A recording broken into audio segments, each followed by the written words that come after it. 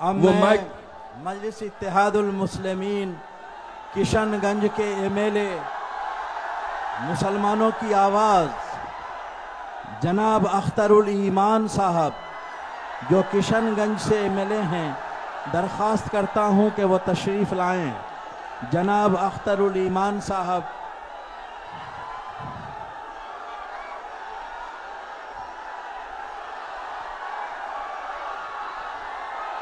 और वक्त 3 ही मिनट है सबके लिए।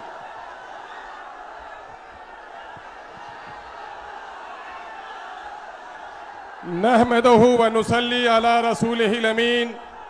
औज़ु बिल्लाहि मिनश शैतानिर रजीम। बिस्मिल्लाहिर रहमानिर रहीम। दस्तूर वक्त बचाओ, दस्तूर बचाओ इस अजीमुस्सान कॉन्फ्रेंस के सदर बावकार हजरत मौलाना अहमद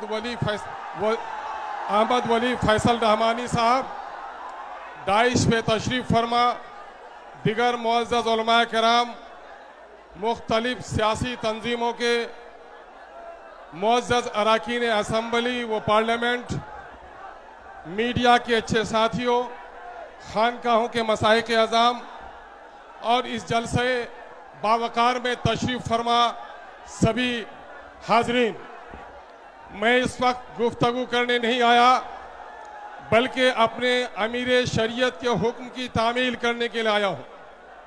और इस वक्त आप लोगों को मालूम है कि ये इमारत शरिया वो अजीम वरासत है कि आज से तकरीबन 105 साल कबल हमारे उलमा ने हमें एक अजीम वरासत सौंपी है और वो वरासत है इमारत शरिया की।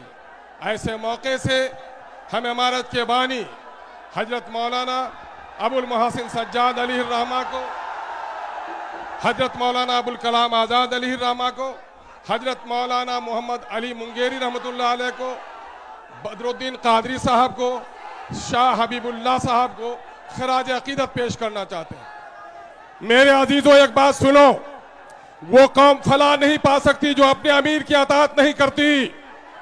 यहां पर ये भीड़ नहीं है, ये जमात है और जमात अमीर की अताअत का नाम है। जिसने अमीर की अताअत नहीं की वो जमात की भीड़ का तो हिस्सा बन सकता है, जमात के फायदे से वो कभी फायदा नहीं उठा सकता, जमात की बरकतों से। इसलिए अमन व अमान कायम रखिए। इस वक्त एक बड़ी मुसीबत आई है मुसलमाना हिंद पर कि मुसलमानों के जानो माल, इज्जत व आबरू पर हर तरफ डाके डाले जा रहे हैं।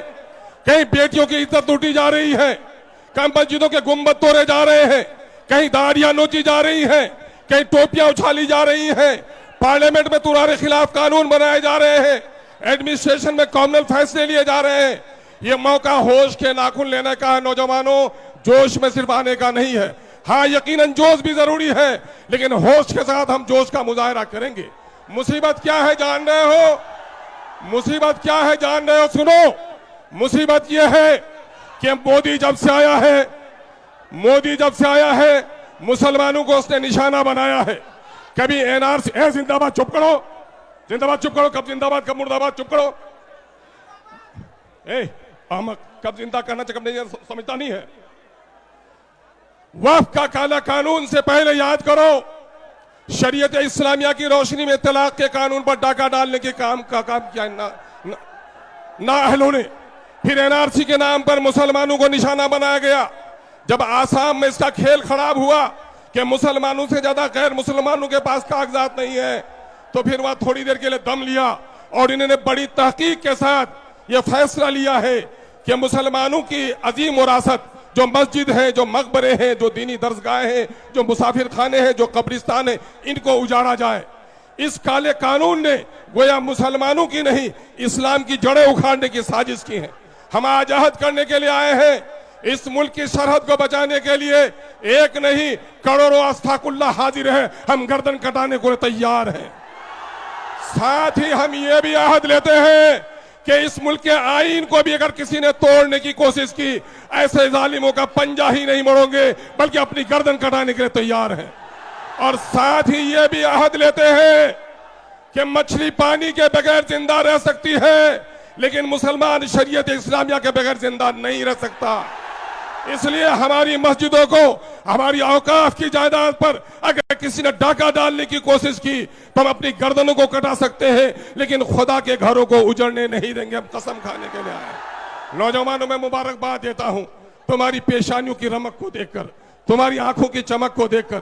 गर्द के धूप की तमाजत भी बहुत है, लेकिन तुम्हारे चेहरे में जो गम और गुस्सा है, इस बात की अलामत है कि हम और आप अपने अमीर शरीयत के हुक्म पर सिर्फ जमा ही नहीं हुए हैं, बल्कि जिस मकसद के लिए जमा हुए हैं। अगर हमारे अमीर ने हुक्म दिया कि हमें गर्दन कटाना भी वाजिब है, तो हम गर्दन कटाने के लिए भी तैयार हैं। अब जाग चुके हैं दीवाने, दुनिया को जगा के दम लेंगे। जीना है तो इज्जत से जी लेंगे, वरना जामे शहादत पी लेंगे। ये माह मुबारक मुहर्रम का है। यही महीना है जो हजरत इमाम आली मुकाम नवासे रसूल हजरत इमाम हुसैन रजी अल्लाह ताला अन्हो ने बातिल के शमशीर पर अपनी गर्दन को देने के लिए तैयार हुआ, लेकिन बातिल के हाथ पर हाथ देने के लिए तैयार हुआ। हम भी याद करते हैं, इनकलाब, वफ़ का काला कानून मुर्दाबाद।